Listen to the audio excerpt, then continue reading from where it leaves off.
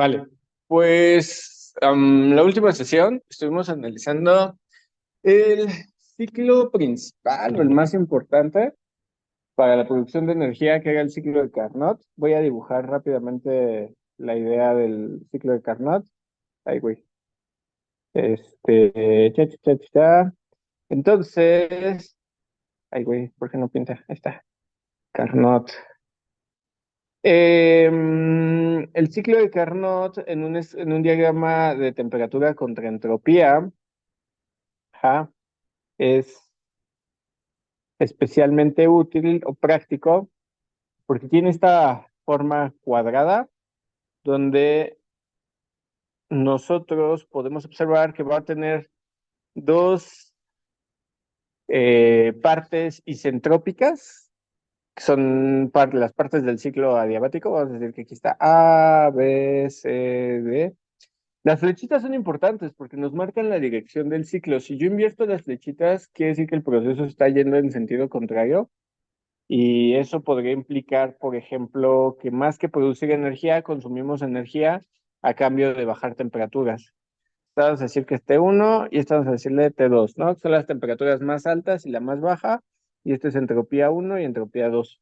Entonces, en el ciclo de Carnot, la característica está en que al tener dos procesos adiabáticos y dos procesos isotérmicos, recordemos que el isotérmico como característica principal es que no cambia su energía interna. O bueno, no, esa no es la característica principal. La característica principal del isotermo, que sería, por ejemplo, de A a B o de C a D, la característica principal de estos, pues es que la temperatura, el diferencial de temperatura es cero, es decir, la temperatura se mantiene como una constante. Esto sería lo principal, pero una consecuencia práctica de esto es que la energía interna también se mantiene constante. ¿Estamos de acuerdo? Y eso es muy práctico porque entonces el fluido se convierte en un simple transmisor de energía, con un conductor de energía. Podemos pensarlo en términos de un conductor de energía, donde está jalando calor y de inmediato lo está transformando en trabajo. Y luego está usando ese trabajo para emitir calor. Entonces es como si nada más fuera justo una especie de conductor eléctrico. El calor pasa a través del conductor y en ese proceso generas trabajo, ¿no? Algo similar a lo que hay un foco, donde va pasando corriente eléctrica y mientras pasa la corriente eléctrica, pues el foco emite luz, ¿no? Mediante una resistencia. Algo similar pasa en el ciclo de Carnot pues, específicamente en los procesos isotérmicos. Ahora, en los procesos adiabáticos, ahí es un poquito diferente, que ahí quedamos que sería, por ejemplo, de B a C y de DAA, y vimos que la importancia de estos dos procesos de los adiabáticos, bueno, su característica es que no intercambiamos calor, y la importancia de estos, o la razón por la cual estos son muy prácticos, pues es que cuando el proceso es adiabático y es ideal, se tienen que cumplir esas dos cosas, adiabático e ideal, porque puede haber procesos adiabáticos no ideales. Cuando es adiabático y es ideal, pues el cambio de entropía es cero. Es decir, tenemos además de un proceso adiabático, un proceso isentrópico. Y esos procesos son muy importantes porque recuerden que dentro de las muchas definiciones de entropía está la reversibilidad. Es decir, que el proceso pueda suceder en sentido contrario o pueda regresar a su estado original. ¿Sale? Eso es muy práctico. Porque entonces nosotros, si podemos tener un proceso, a ver, piénsenlo así, si tuvieran un motor perfectamente reversible, entonces ustedes podrían echar a andar el motor, luego con un empujón o con un poco de esfuerzo podrían regresarlo al estado original y volverlo a echar a andar y estar ahí. Entonces tendríamos lo que normalmente se conoce como una máquina de movimiento perpetuo.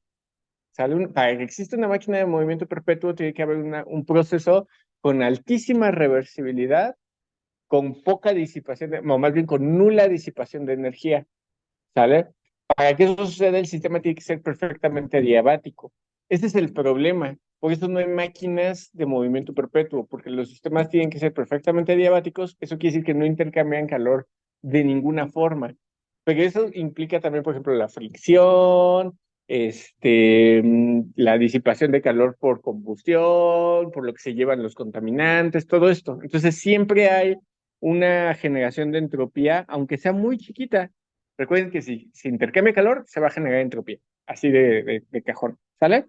Entonces, este es como el ciclo base. Ahora, el ciclo de Carnot, entonces, quedamos que nos va a dar la eficiencia más alta posible en un sistema. Ningún sistema puede generar una eficiencia más alta que la de Carnot, la que le vamos a poner eta C, y esto es 1 menos la temperatura más baja del sistema entre la temperatura más alta del sistema. Una ventaja de expresar esto en términos de la temperatura es que pues nosotros sabemos que las temperaturas pues son absolutas, entonces siempre son positivas, entonces, y nunca pueden ser cero, ¿no? Porque esto, por las leyes de la termodinámica, nosotros sabemos que la ley cero de la termodinámica implica que ningún sistema puede estar al cero absoluto, ¿no? A una temperatura de cero. ¿Qué implicaría tener una temperatura de cero? Pues implicaría que el sistema no tiene energía cinética. Las partículas no tienen energía cinética. Eso quiere decir que no tienen movimiento en absoluto, lo cual ya en sí mismo es muy complicado porque necesitaríamos hablar de un sistema de referencia absoluto, ¿sale? Cuando en realidad todos los sistemas de referencia son relativos. Número uno. Y número dos, implicaría que esa cosa tampoco tiene masa, porque una de las consecuencias de la relatividad, de la relatividad especial, es que la masa y la energía son intercambiables. Entonces, tener cero de temperatura implica tener cero de energía y implica tener, pues nada, no podrías tener sustancia. Entonces, bueno, pues esa prohibición hace que este término nunca sea cero, siempre es mayor que cero, ¿no?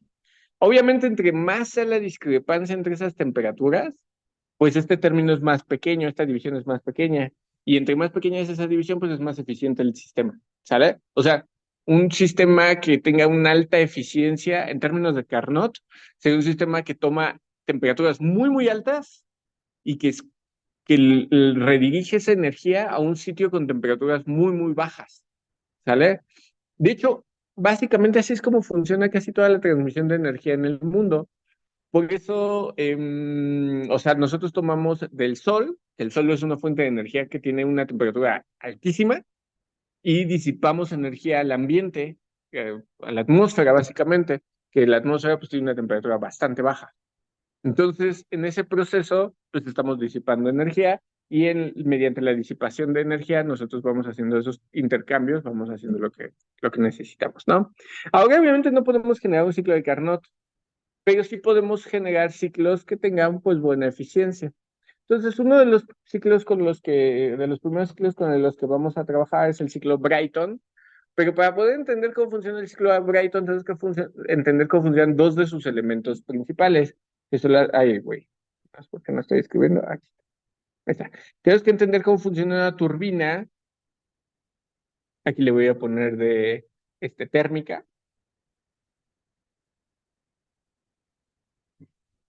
y tenemos que entender cómo funciona también una bomba. Ajá, bueno, vamos a poner turbina, bomba. Esta bomba, me refiero a una bomba hidráulica de agua, básicamente.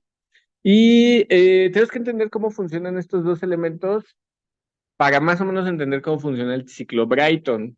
El ciclo Brighton es uno de los ciclos principales, de los dos ciclos más importantes para generar energía en el mundo en la actualidad, es el ciclo de vapor. Ajá. La idea aquí le voy a poner, este, ciclo de vapor, ¿no?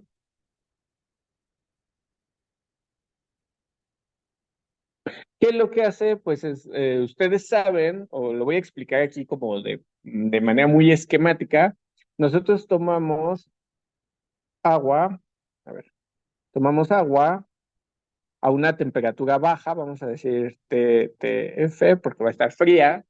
Luego, esta agua le introducimos calor.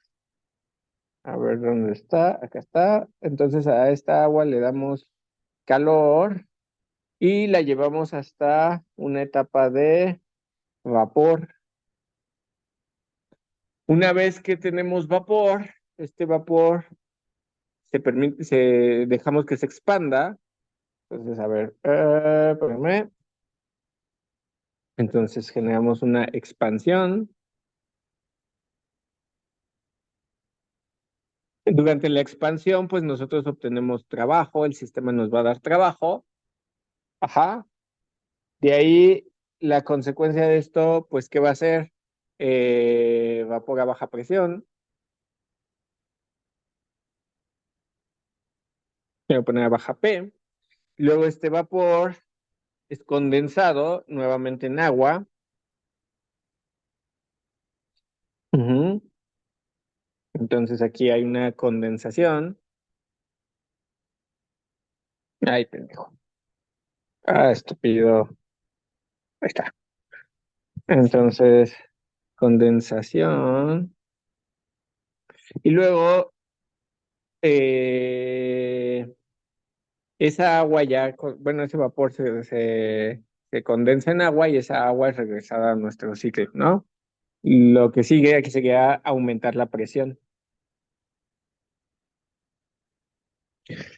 Este es el ciclo más utilizado porque implica un cambio de fase, o más bien dos, porque cuando nosotros hacemos la condensación, en esta etapa se disipa calor. No sé si ustedes alguna vez han visto una termoeléctrica. Teníamos una muy cerca aquí por Tultitlán, la de lechería, estaba la termoeléctrica. Y no sé si todavía siga trabajando igual que antes, pero bueno, el punto es que cuando ustedes ven una termoeléctrica y van pasando cerca de ella, pues van a ver estas grandes chimeneas y que le lanzan un humo blanco, ¿no? Que sí, o por ejemplo, si ustedes llegaron a ver Los Simpson, ven que Homero trabajaba en una planta nuclear, porque el ciclo de vapor es el mismo que usan las plantas nucleares, es el mismo ciclo. Lo que cambia es el combustible. Pero, por ejemplo, si ustedes han visto una termoeléctrica, van a ver que siempre tienen estas grandes chimeneas. Generalmente ahí depende del tipo de combustible que usen. Por ejemplo, están las que usan gas natural, las que usan carbón directamente, las que usan, por ejemplo, una planta nuclear y utiliza un material nuclear y así, un material radioactivo. Pero bueno, la parte interesante es que si ustedes ven una termoeléctrica, siempre, siempre, siempre, siempre, siempre tiene unas grandes chimeneas y estas chimeneas sacan un humo blanco. Depende del ritmo al que esté trabajando la termoeléctrica, si se ve o no se ve, pero casi siempre sí se ve. Y ahí ustedes verían la chimenea, ¿sí? Ahí está. Y verían que está echando un humo blanco. Y comúnmente asumimos que ese humo blanco es contaminación y decimos, bueno, o sea, técnicamente sí, pero no. O sea, nosotros pensamos en eso como que es carbón y hollín y CO2 y cosas malas, ¿no? Cuando en realidad lo más probable es que este humo blanco sea H2O, sea agua, vapor de agua.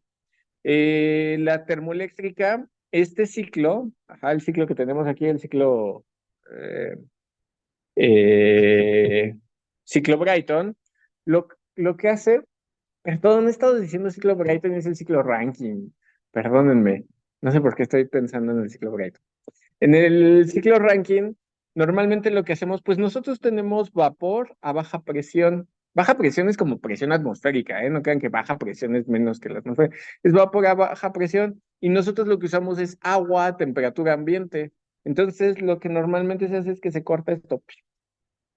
Nosotros aquí en la etapa de condensación mandamos el vapor al ambiente y pues que en el ambiente se condense, se formen lluvias y llueva y eso nos devuelve el agua. Y tomamos agua del ambiente. Entonces realmente el ciclo Brighton pues nunca se hace, bueno, sí, sí se puede hacer y sí, a veces sí se hace ciclo cerrado, pero generalmente es un ciclo abierto. En los ambientes donde se usa ciclo cerrado, por ejemplo, son las plantas nucleares. Ahí sí tienes que hacer el ciclo cerrado, no puedes, el agua que ya pasó por el reactor nuclear, pues lleva elementos radioactivos. Entonces no lo puedes usar otra vez esa agua porque, o más bien no la puedes devolver al ambiente. Tienes que estarla usando ahí. Si tú la devuelves al ambiente, pues estás emitiendo radiación al ambiente que no quieres. O sea, tampoco somos tontos. Generalmente esa agua se queda confinada, pero en muchas otras plantas termoeléctricas el agua pues es simplemente arrojada al ambiente porque es vapor de agua, no genera gran cosa, más que calor, ¿sale? Entonces, bueno, pero para que entendamos todo esto, hay dos puntos que son especialmente importantes y que es cuando nosotros tenemos la expansión. Ajá.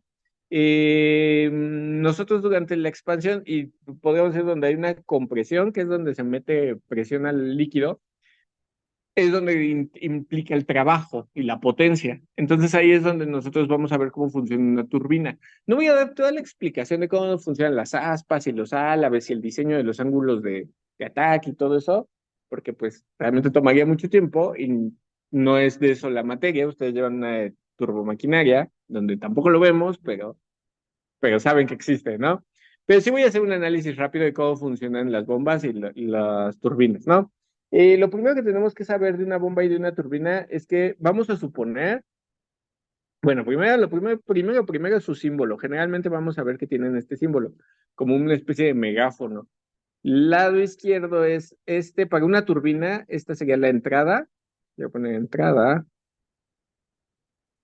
y acá le voy a poner salida. En una bomba está invertido. Ajá. En la bomba, la entrada es por el lado como ancho y la salida es por el lado pequeño. Esto, pues, es porque justo nos hace referencia a cómo se está comportando la presión en la turbina. ¿Estamos de acuerdo? Ahora, la turbina la podemos suponer adiabática.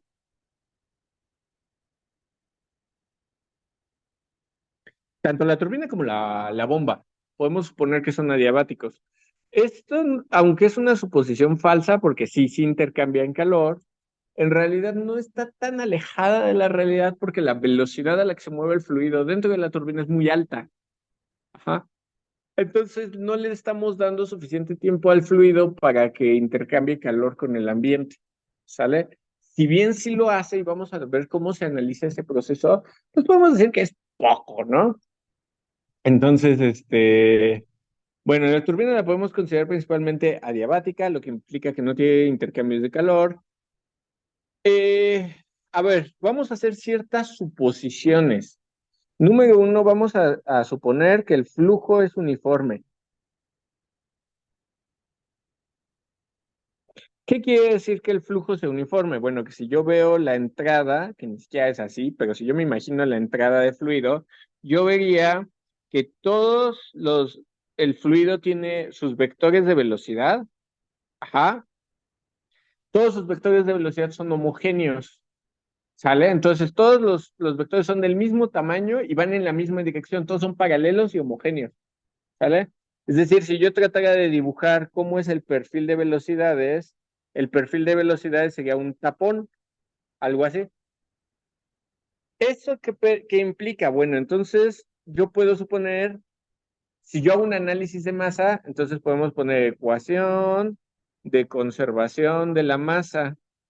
Ajá. En la ecuación de conservación de la masa yo diría, el flujo másico con respecto del tiempo debe de ser igual a la suma del flujo másico de salida menos la suma del flujo másico de entrada. ¿Estamos de acuerdo? Esto es algo que ustedes normalmente veían en mecánica de fluidos, la básica, porque normalmente lo ven en la prepa, ¿no? Recuerden aquí símbolos, si yo le pongo un puntito encima a una variable, estoy indicando que es esa variable derivada con respecto al tiempo. O sea, aquí lo voy a poner. Esto es el flujo, la derivada de la masa con respecto al tiempo, que normalmente decimos flujo másico. Ajá, ¿cómo está pasando la masa? ¿Estamos de acuerdo? Ahora, entonces aquí lo que estoy indicando, esta derivada, pues sería técnicamente una segunda derivada de la masa con respecto al tiempo. Podemos decir que es la variación de la masa en el tiempo, o más bien, la variación del flujo de masa en el tiempo. ¿Estamos de acuerdo? Por ejemplo, si ustedes están arrancando un motor, una turbina o una máquina, lo más seguro es que al principio la masa como que fluctúe, porque puede tener que, por ejemplo, llenarse todos los espacios. Por ejemplo, ustedes saben que las bombas de agua se tienen que cebar, si han escuchado eso, que es que muchas bombas no trabajan si no tienen líquido. Entonces normalmente se tiene que ir llenando, ya que se llenó suficiente, ya la puedes poner hecha a andar y todo eso. Ese tipo de procesos están implicados en esta derivada. Ujú. Esa derivada nos implica los cambios temporales, que pueden ser por acumulación o pérdidas, ¿sale? Puede que también tenga una fuga o algo así y eso haga que varíe el flujo en el tiempo. ¿Estamos de acuerdo? Ahora, por otro lado, yo tengo cómo está saliendo el flujo y cómo está entrando. Digamos que yo voy sensando. Ahorita vamos a hacer todos nuestros análisis como si fueran cajas negras. La termodinámica detrás de todos estos procesos es una termodinámica bastante compleja. Ajá, la termodinámica fuera del equilibrio. Pero para poder trabajar vamos a hacer ciertas suposiciones. Entonces, una de esas suposiciones es que, como ya había dicho ahí, que el flujo es uniforme. Entonces, todos los vectores de velocidad van entrando iguales. Entonces, yo solo necesito medir una velocidad para tener todas. ¿Estamos? Número uno. Número dos, puedo decir que el flujo de entrada y de salida es fácilmente medible. Chequen que aquí yo no voy a meterme con cómo se está comportando la masa al interior de mi turbina o de mi bomba. Solo estoy midiendo un análisis de caja negra, le decimos así porque es como si yo tuviera una caja y yo no puedo ver el interior, pero yo puedo ver cómo entra y cómo sale, las propiedades. Eso lo puedo medir, pero no puedo ver qué pasa con ellas adentro, ¿no? Entonces solo voy a analizar entradas y salidas. Entonces, como habíamos dicho ahí, lo primero es que el flujo es uniforme. Yo con una velocidad tengo todas las velocidades. Segundo, vamos a considerar, no lo había escrito, pero estado estacionario.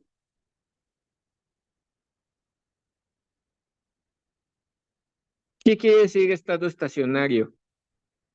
¿Se acuerdan?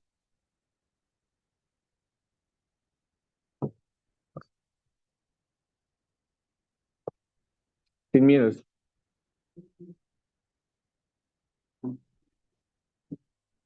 Es decir, que las variables no cambian con respecto al tiempo. Ahora, eso no quiere decir que las cosas no se muevan. Estado estacionario es que es estable en el tiempo, pero no quiere decir que no hay movimiento. Esas son dos cosas diferentes. Ajá, sí se mueve, pero no cambia por acción del tiempo. Se mueve de la misma forma durante todo momento. Eso implicaría para mi ecuación de arriba que entonces no habría cambios en la derivada del flujo con respecto del tiempo. ¿Sí queda claro? Nótese que no estoy diciendo que no hay flujo, pero estoy diciendo que ese flujo es estable en el tiempo. ¿Ok? Ahora, de la ecuación de arriba, pues si es estado estacionario, puedo decir que la suma de el flujo másico de salida debe de ser igual a la suma del flujo másico de entrada. ¿Estamos de acuerdo?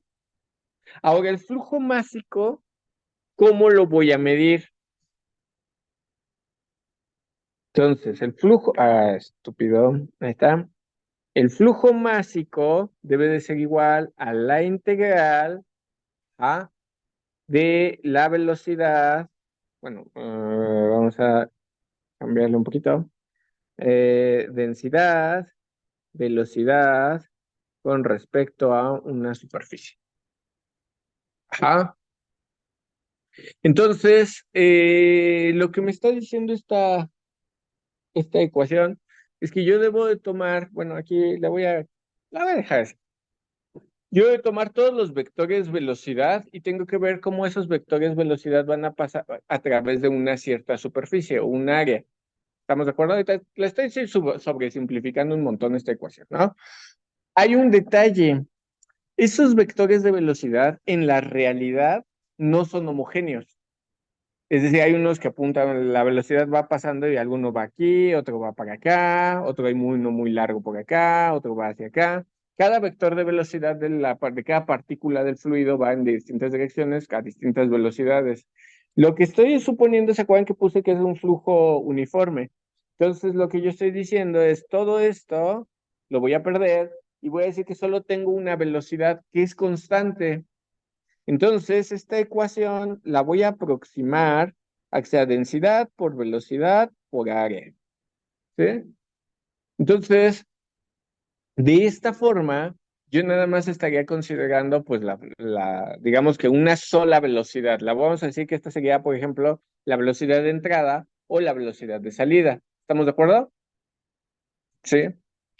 Entonces, de ahí, mi ecuación de conservación de la masa se reescribe como que es densidad por velocidad por área. Todo esto a la salida debe de ser igual a la densidad por la velocidad por el área a la entrada. Sí, a esto es lo que normalmente le decimos continuidad. Está mal, esta no es la ecuación de continuidad, pero es una aproximación, ¿no? Podemos llamar una aproximación macroscópica, ¿sale? Chequen que ahí puse que esto es una aproximación, ¿ah? No es efectivamente correcto, pero pues la variación que puede haber pues, es suficientemente pequeña para que no nos afecte, ¿sale? En nuestros cálculos. Entonces ya quedamos dos cosas, flujo uniforme y estado estacionario, ¿ok?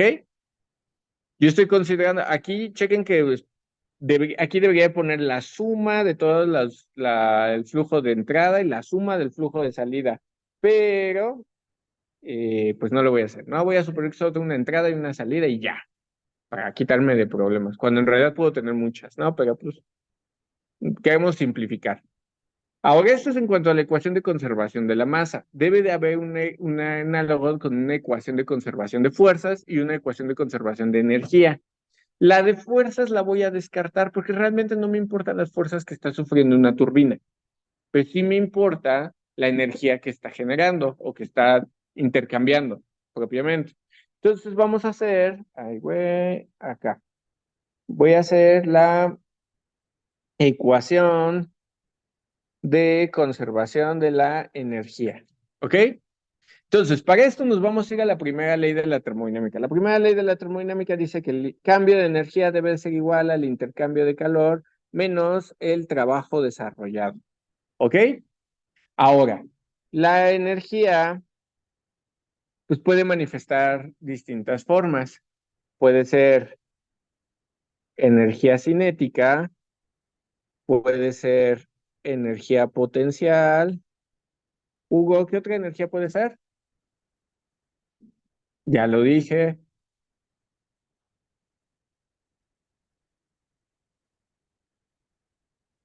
Gracias, Hugo. Ponga atención. Y energía interna, ¿sale? ¿Puede haber otras formas de energía? Sí, pero realmente estas son las tres como principales y son las que más nos interesan, ¿sale? Ahora, la energía potencial es bien tramposa porque puede haber muchos tipos de energía potencial, por ejemplo, energía potencial elástica, energía potencial eléctrica, energía potencial gravitatoria, puede haber de distintas facetas. Normalmente, nosotros nos concentramos en la gravitatoria, ¿sí? De estas, pues yo puedo decir, pues el diferencial de energía debe de ser igual al diferencial de un medio de la masa por la velocidad al cuadrado, que es la energía cinética, más la potencial gravitatoria, pues es la masa por la gravedad por la altura, más la energía interna, ¿no? ¿Estamos de acuerdo? Pero nosotros, pese a que una turbina puede ser un elemento mecánico muy grande, muy, muy grande, o sea, puede medir metros de diámetro. En realidad los cambios de altura son bastante pequeños. Entre la entrada y la salida, pues, las diferencias que puede haber o sea, piensen en una turbina, o sea, una cosa así. Digo, aquí está súper mal dibujado y obviamente no es eso. Aquí estaría, no sé, un elemento, algo así, y aquí estarían sus aspas, bueno, las cuchillas, ¿no? Y esto estaría girando bueno, estarían girando las turbinas. Entonces, la entrada y la salida, más o menos podemos decir que la altura es, pues más o menos la misma. Ay, qué feo escribí, que me mamé, ahora sí. Entonces podemos decir que la altura de salida y la altura de entrada son más o menos la misma. Digo, puede haber variaciones, pero la cosa es que para que nosotros generemos un joule de energía, recuerden que un joule es más o menos un newton por metro, pues es como la variación de altura seguramente va a ser muy poquita. Entonces, a ver, una turbina normalmente puede llegar a generar gigawatts, es decir, en términos de joules, cientos de miles de joules. ¿Ah? Entonces, como que las variaciones de altura pues van a generar 100 o 200 joules contra una máquina que te genera cientos de miles de joules, pues es menos que el cambio, ¿no? Entonces, te da más joules el cálculo de tus errores de cálculo que, que el cálculo de la altura, ¿no? Entonces, lo que quiero decir es que el término de energía potencial gravitatoria lo podemos descartar. Ajá. Nunca he sabido por qué al potencial se le pone una letra V, por cierto. Aquí generalmente a los potenciales les ponen la letra V. De hecho, voltaje es diferencia de potencial eléctrico y va con una V. No es, la V no es por la palabra voltaje, sino es por diferencia de potencial. Nunca he sabido por qué, pero ahí si alguno de ustedes se entera, pues estaría chido saberlo, ¿no? Eh, la energía cinética y la energía interna aparentemente sí generan una discrepancia interesante. Después vamos a hacer los cálculos, pero para ver realmente cuánto es esto, pero pues aparentemente ahí están, ¿no? Ahorita los voy a dejar. Luego, el, el trabajo desarrollado, yo lo voy a distinguir en dos. Voy a decir que uno es la presión por el diferencial de volumen, lo que nosotros llamamos trabajo fluido, y el otro va a ser un trabajo mecánico. Este trabajo mecánico es el trabajo que realmente nos interesaría calcular porque es el que se genera por el torque. O sea, es el trabajo que te va a entregar el eje de la turbina. La turbina es un elemento es una hélice gigante que está dando vueltas muy rápido y al dar vueltas muy rápido mueve un elemento que puede ser un generador o algo así. Entonces, realmente la energía que es, el trabajo que está entregando es el trabajo mecánico, no el trabajo fluido. El trabajo fluido es el que permite el movimiento de la turbina. ¿Sí queda clara esa idea? Tengo que hacer estas dos distinciones. El trabajo mecánico lo podría calcular, si quisiera, como la integral del torque por el diferencial de velocidad angular. Ujú. Bueno, esto sí quisiera, pero no quiero. Entonces, bueno, bueno, esa sería potencia, propiamente potencia mecánica. Pero bueno, el punto es que tengo que distinguir entre estas dos formas de trabajo. Entonces, tomando estas ideas que ya escribimos ahí, e introduciéndolas en mi primera ley de la termodinámica, pues ¿cómo me queda?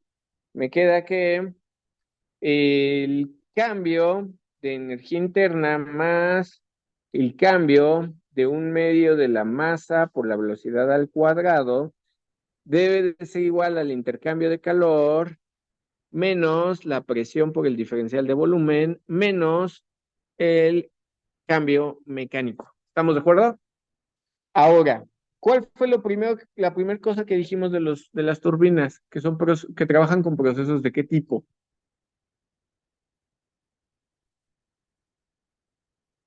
¿Cómo?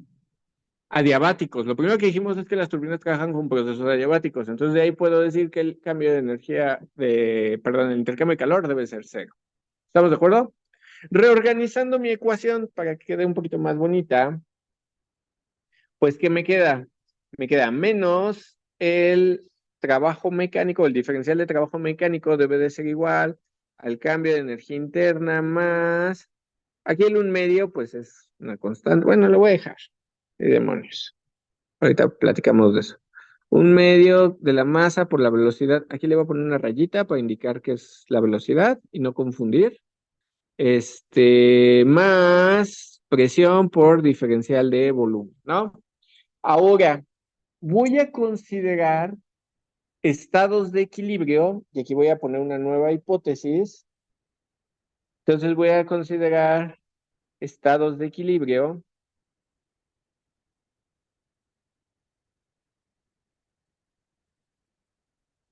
y promedios, ¿ok? Entonces, ¿esto por qué? Porque, por ejemplo, la presión, podemos tener distintas presiones en distintos puntos del gas. Lo mismo la energía interna, podríamos tener distintos valores de la energía interna en distintas zonas del gas, ¿ok? Entonces, lo que voy a hacer es considerar que son, que está en equilibrio y que son promedios, ¿no? Entonces voy a como homogenizar las propiedades. Ajá. Es decir, que si yo mido la presión en un punto del gas, voy a considerar que esa presión es la misma a toda la salida o a toda la entrada. Chequen que solo estoy pensando en términos de salida y entrada. No estoy viendo qué le va a pasar al interior.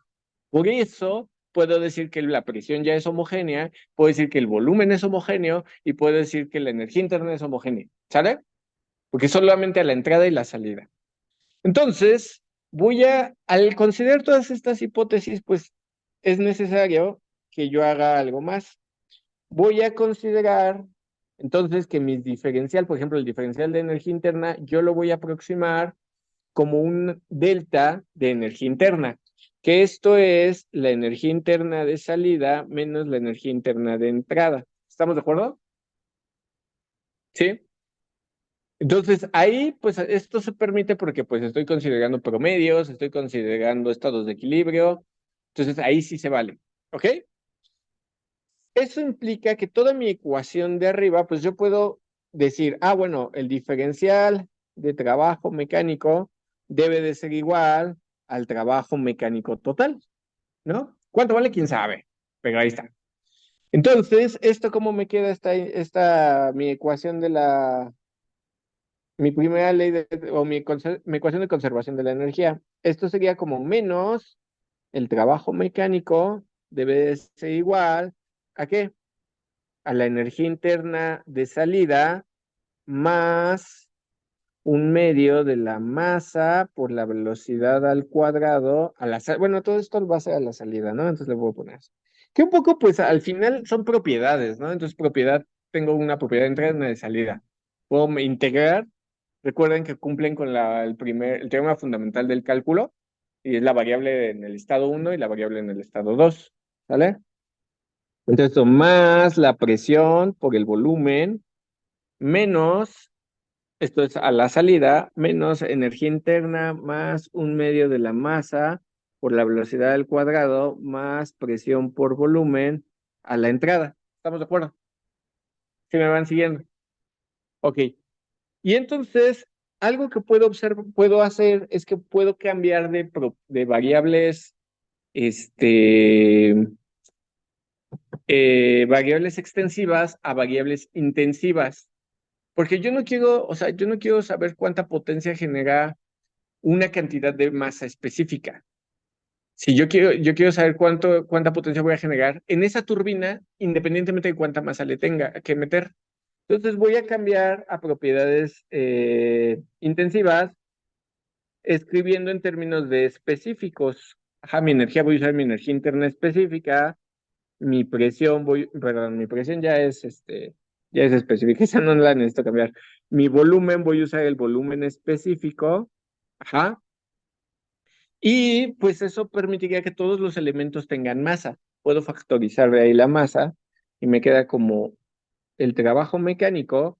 Voy a usar con este signo, voy a invertir el signo de la ecuación. Ya es que ven que tengo salida y entrada, los voy a invertir y va a ser entrada y salida.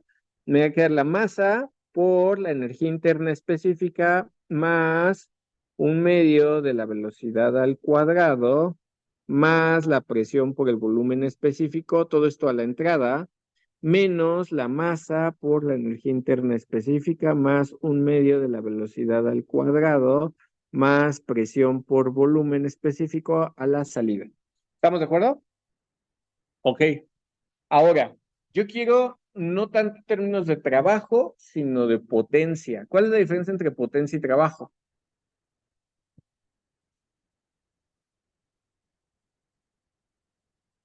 ¿Qué recuerdan que era la diferencia entre potencia y trabajo?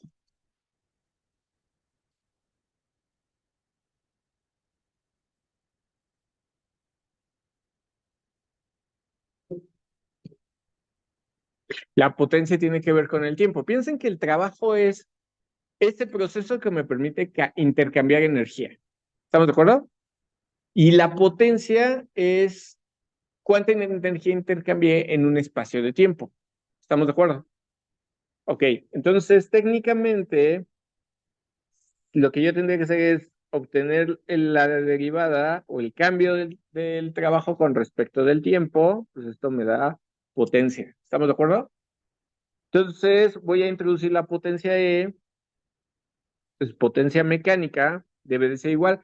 En los otros, ¿quién me va a absorber? Como estoy considerando estados estacionarios, estoy considerando propiedades promedio, homogéneas, en estado de equilibrio, pues sé que no hay cambios con respecto al tiempo, pero alguien tiene que absorber esa derivada. ¿Quién creen que la va a absorber? Mi energía, mi presión y mi volumen no pueden ser porque estamos en estados de equilibrio. Entonces quiere decir que no varían con el tiempo. Si yo le pongo ahí una derivada con el tiempo, los mato. Lo mismo con mi velocidad. ¿Quién es el que podría absorber esa derivada sin morir? La masa. Y entonces me va a quedar flujo másico bueno, aquí, otra cosa. ¿Qué quedamos del flujo másico? Pues recordemos mi ecuación de conservación de la masa, ¿ah? Que yo había dicho hasta acá arriba, a ver si se acuerdan, aquí habíamos dicho que la masa de salida, el flujo másico de salida y el flujo másico de entrada deben de ser iguales. ¿Estamos de acuerdo? Por lo tanto, si yo me regreso acá, puedo considerar nada más un flujo másico, no tengo que indicar que es de entrada y salida, es el mismo. Y esto debe de ser igual, bueno, esto multiplica energía interna más un medio de la velocidad al cuadrado más presión por volumen de entrada menos, este ya no, perdón, digamos que este ya no. Energía interna más un medio de la velocidad al cuadrado más presión, volumen de salida. Y ahí está, ¿no? Ahora, aquí podría ser una trampa muy interesante, que no lo voy a hacer, pero podría. Si ustedes dividen potencia, en este caso sería mecánica, entre flujo másico, número uno, observamos que la derivada temporal se pierde. Esto es lo mismo que dividir trabajo entre masa. ¿Y esto qué es? El trabajo específico. Estamos de acuerdo, podría obtener ahí trabajo específico dividiendo entre no importa si divido potencia entre flujo másico o trabajo entre masa, ¿no? No lo voy a hacer, no lo necesitamos, ahorita que se quede como está, pero ya me quedaría que la potencia mecánica, la potencia que está entregando mi turbina, depende de lo que está arriba, antes de que haga esto, antes de que, regresamos tantito, hay algo que quiero observar. ¿Cómo se llama esta variable que es energía más presión por volumen? ¿Cómo le decimos a esta cosa? ¿Quién es la energía interna más la presión por el volumen? Ya platicamos de ella. Su nombre empieza con E, su símbolo es una H. En la entalpía, esto es la entalpía, ¿sale? Entonces puedo escribir esa ecuación en términos de la entalpía y ya me quedaría que la potencia que me está entregando mi turbina debe de ser igual a flujo másico por entalpía más un medio de la velocidad al cuadrado de entrada, perdón, menos entalpía más un medio de la velocidad al cuadrado de salida. ¿Sale? Esta es la entalpía. Ahora, después vamos a hacer los cálculos, pero para una ecuación, una turbina de gas, los cambios de entalpía, nada más por la expansión del volumen y por su proceso puramente adiabático, generan un montón de energía. Mientras que los cambios de energía producidos por la velocidad, por la energía cinética, son pequeñitos. Ajá. O sea, los cambios en las variaciones en la energía cinética tienden a ser pequeñitos. ¿Por qué? Porque más o menos el flujo mantiene un ritmo de velocidad de entrada y de salida estable. Entonces, más o menos la velocidad de salida y la velocidad de entrada son muy cercanas, no tienden a ser algo similar a lo que pasa con la altura. Entonces, muchas veces este término, el término de velocidad, de energía cinética, tiende a despreciarse. Ajá, porque pues te va a dar poca energía. Después haremos los cálculos, pero la energía que aporta esa cosa es muy chiquita. Entonces vamos a definir una entalpía especial. Le vamos a poner HS y HS, que es la entalpía más un medio de la velocidad al cuadrado, la vamos a llamar como entalpía de estancamiento. De estancamiento.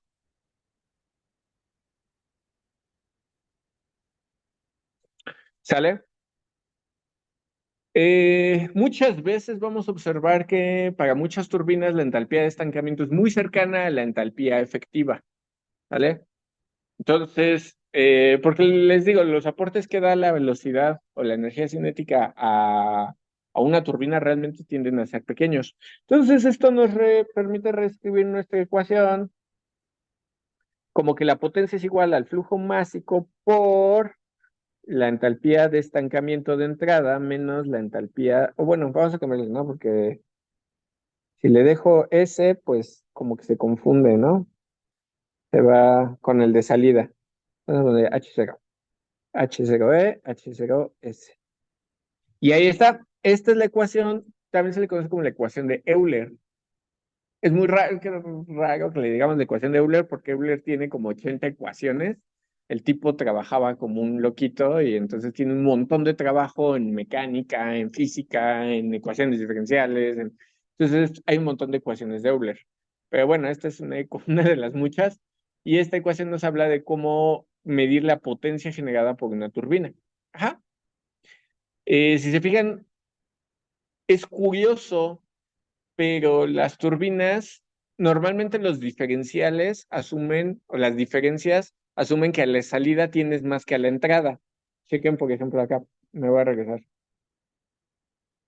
En la ecuación de conservación de la masa, estoy dando por hecho que si lo de la izquierda es positivo, la masa de salida es más grande que la masa de entrada. Siempre las diferencias es así, salida menos entrada, ¿sale?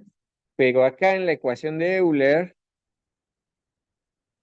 vemos que la entalpía de entrada es más grande que la entalpía de salida para una turbina. Esto da un signo positivo de la potencia. Es decir, ¿qué es la entalpía? En términos vulgares y comunes, sencillos, podemos decir que es calor. Ajá. Entonces, lo que está haciendo la turbina es dar su calor o utilizar su calor para generar, este calor lo utiliza para generar trabajo y lo que sobra, pues es este. ¿Estamos de acuerdo? ¿Sí queda? Entonces, la turbina está tomando una sustancia que tiene mucho calor, le permite realizar un trabajo y en ese proceso disminuye su calor interno, por así decirlo, que es la entalpía, y pues baja su temperatura, baja todo, ¿no? Baja todas sus propiedades. ¿Estamos de acuerdo? Así funciona. Una bomba haría el proceso contrario. Entonces, por ejemplo, esto sería igual a la potencia generada por una turbina, vamos a decirle así. Y una bomba, la potencia generada por una bomba, o más bien, la bomba no genera potencia, consume potencia, pues que sería la entalpía de estancamiento de salida menos la entalpía de estancamiento de entrada. ¿Estamos de acuerdo? Y entonces ya tenemos una ecuación para medir la potencia de la turbina y de la bomba. Chequen algo. En el ciclo Rankine, que es el que estamos, con el que vamos a arrancar, la bomba trabaja con la fase líquida. Por eso usamos una bomba, no un compresor. Mientras que la turbina va a trabajar con la fase gaseosa, va a trabajar con vapor. Aquí tenemos que tener cuidado porque va a implicar que hay un cambio de fase en el ciclo. El ciclo Brayton, que es el ciclo hermano del ciclo Rankine, trabaja solo con gas, es el ciclo de gas. ¿Ah? Y ahí siempre es gaseosa, siempre es fase gaseosa, usa principalmente aire y algunos contaminantes. Pero ahí no usamos bomba, ahí usamos un compresor. La turbina sigue siendo una turbina, pero bueno. Otro dato interesante del ciclo Rankine es que aunque sí puede trabajar con una fase intermedia entre líquido y vapor, porque nosotros sabemos que el agua no se evapora instantáneamente. Entonces muchas veces tenemos fases intermedias, una mezcla de líquido-vapor. Las turbinas sí pueden trabajar con esas fases intermedias, pero lo normal es que esas fases intermedias terminen dañando la turbina o produciendo ineficiencias. Las partículas del líquido pues afectan el comportamiento de la turbina. Entonces casi siempre vamos a trabajar la turbina en la fase puramente de vapor. ¿Ok? Entonces ya tenemos cómo funcionan dos de los elementos principales en el ciclo Rankine, ¿no? En nuestro ciclo de vapor. Los siguientes dos elementos importantes van a ser el quemador, también le decimos boiler, porque eso es un calentador, y el intercambiador de calor, que es el condensador, que nos permite enfriar la sustancia, ¿sale? Voy a explicar básicamente a grosso modo cómo trabajan esos dos, pero es muy sencillo. Entonces, a ver hasta dónde alcanzamos, ¿no? Entonces, voy a poner aquí el quemador y y el condensador.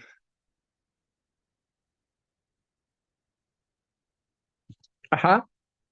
Eh, bueno, no siempre condensa, no siempre alcanza a formar líquido. De hecho, este es como, me pongo comillas, porque muchas veces realmente nos ahorramos ese elemento y mandamos el gas al ambiente y ya que se condense en la atmósfera, ¿no? Pues es agua.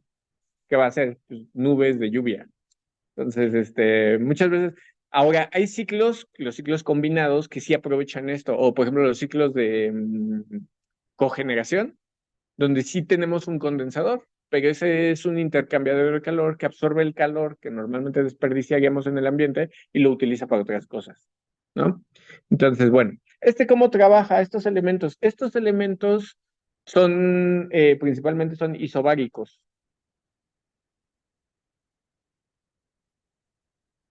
es decir, que no intercambian presión. El fluido va a mantener su presión, pero todas las demás variables van a cambiar. ¿Sale? Entonces, me voy a ahorrar la ecuación de conservación de la masa, porque esa es igual que las anteriores. No hay, realmente el ciclo va a trabajar siempre con el mismo flujo másico. Vamos a mantener la masa estable. Y solo va a haber intercambios de energía. Entonces, ¿esto cómo lo escribiría? Ah, bueno, sería el intercambio de energía debe de ser igual al calor intercambiado menos el trabajo intercambiado. Ahora, bueno, de aquí no va a haber trabajo mecánico, es decir, el intercambio de trabajo va a ser puramente trabajo fluido, no hay trabajo mecánico en estas cosas. Y de las energías, no va a haber cambios en la energía cinética. En un quemador, un boiler, el fluido entra a una velocidad y sale a la misma velocidad. Solo lo que está haciendo es cambiar su temperatura y la cantidad de energía que tiene. ¿Estamos de acuerdo? No hay variaciones de velocidad. Por lo tanto, podemos simplificar la ecuación como du menos diferencial de q menos p de b. Ajá. No puse energía cinética, no puse energía potencial porque el quemador no tiene energía cinética y potencial. No hay cambios de energía cinética y potencial. Ajá. Casi toda la energía es energía interna, presión, volumen. ¿Ok? Y le vamos a meter calor ahí. Entonces de ahí puedo decir, ah, pues el intercambio de calor debe de ser igual al cambio de energía interna más presión por volumen. Haciendo lo que ya hicimos hace rato, que es aproximar mis variables, pues puedo decir que el calor intercambiado debe de ser igual a... Voy a hacer lo mismo que hice hace rato, me voy a saltar un montón de pasos porque ya los hice hace rato, pero esto debe de ser igual a la energía interna, pendejo, energía interna menos presión por volumen aquí sería la salida menos energía interna menos presión por volumen a la entrada. ¿Estamos de acuerdo? Y aquí ya se ve que creo yo, es muy evidente que esto es la entalpía y esto también, ¿sale? Son mis entalpías. Entonces, el quemador y el boiler, ah, perdón, el quemador y el condensador, o el boiler y el condensador, trabajarían como flujo másico. Bueno, aquí le pongo su puntito para indicar que es flujo de calor, debe de ser la masa por la entalpía de salida menos la entalpía de entrada. Y ya, este sería el quemador, vamos a ponerle QQ, y si yo quiero el condensador, que sería QC, pues este sería masa pues es la misma ecuación, lo único que va a cambiar es el signo, ¿sale? Pues es lo mismo que pasa con la turbina y el otro, pues es lo mismo, pero, ok, esto sería pues es igual, o sea, realmente no hace falta que la ponga, ¿no? ¿Qué es diferente? El sentido del calor. En un quemador, en un boiler, se toma un fluido a baja temperatura, o baja relativamente, le metes calor y sube su temperatura. Entonces, ¿eso qué me dice en términos de la entalpía? La entalpía de entrada es baja y la entalpía de salida es alta. Y como está ingresando el calor al sistema, pues esta Q se espera que sea positiva. Ajá. O sea, yo esperaría que esto es positivo porque es el calor que está entrando. Por eso me dice que este tiene que ser más grande que este.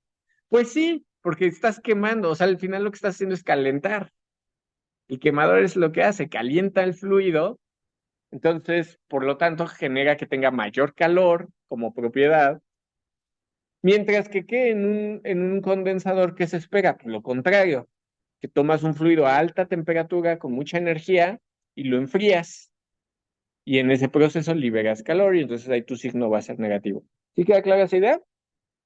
Entonces, si se fijan, está como bastante simple. Vamos a decir que tengo en mi ciclo de vapor, el ciclo Rankine, tengo cuatro elementos. Voy a tener, ay, güey, ahí está. Voy a tener una bomba donde entra trabajo. Voy a tener el quemador, pues nada, lo pueden poner así o le pueden poner así. Ujú. Este es el diagrama de un ciclo Rankine. Aquí está, pam. Aquí sale trabajo, o bueno, potencia, estábamos viendo, potencia.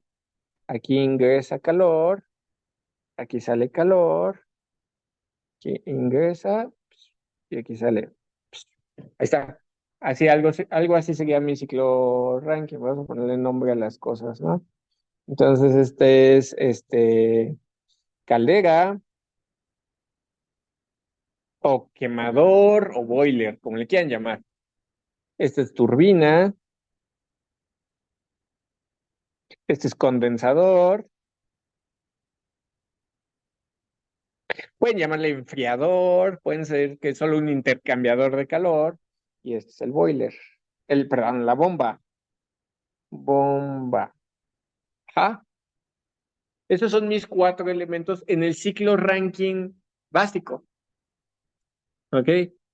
Entonces, ¿por qué? Porque pues ahí vamos a poder hacer modificaciones acerca de cómo opera este ciclo. Si se fijan, ¿quién es la variable más importante? La entalpía, porque tanto la bomba como la turbina trabajan con medidas de entalpía, que es la entalpía de estancamiento, pero al final es la entalpía.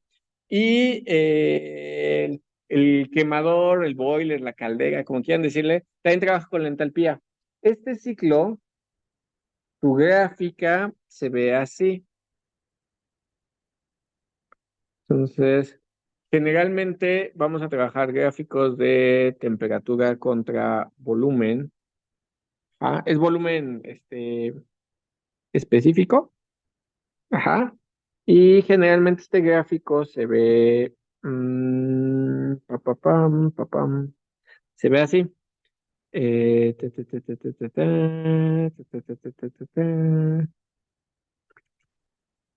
Como una curva, luego es una recta y luego es otra curva. Y a ver, déjenme ver.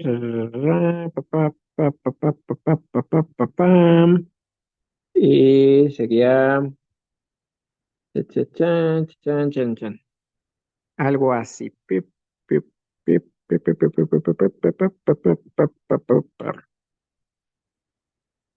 Se ve algo así, ¿no? Y aquí van las flechitas. Ok, ¿por qué se ve así? Nosotros operamos a dos presiones. Aquí debe de haber una presión uno, presión 2. Recuerden que el sistema trabaja con dos presiones, es dos elementos isobáricos.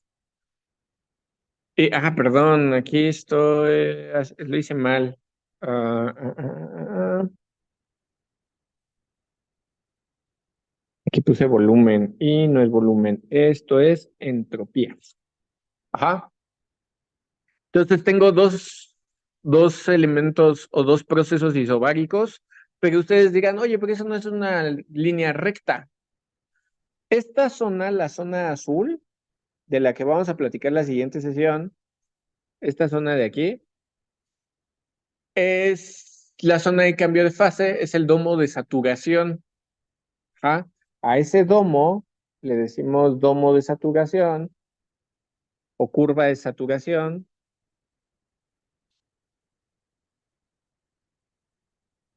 Y es donde el fluido está haciendo un cambio de fase. A la izquierda, del lado izquierdo tenemos un líquido y del lado derecho tenemos un gas. Ajá. Y en medio hay una mezcla líquido más gas. ¿Ok? Porque se está dando un cambio de fase.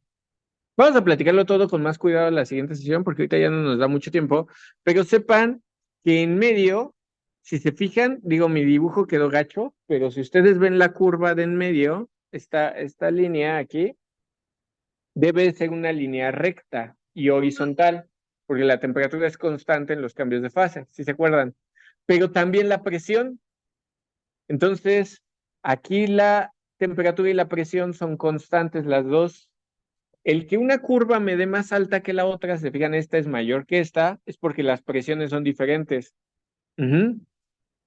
Diferentes presiones generan diferentes temperaturas para cambios de fase, ¿ok? Pero eso es un problema, porque entonces dos de mis principales propiedades, que son la presión y la temperatura, que son las principales que puedo medir en una sustancia, se vuelven una dependiente de la otra. Ajá. Y entonces, ¿se acuerdan de eh, nuestra regla que decíamos que necesitamos tener dos propiedades intensivas para definir el estado termodinámico de un sistema?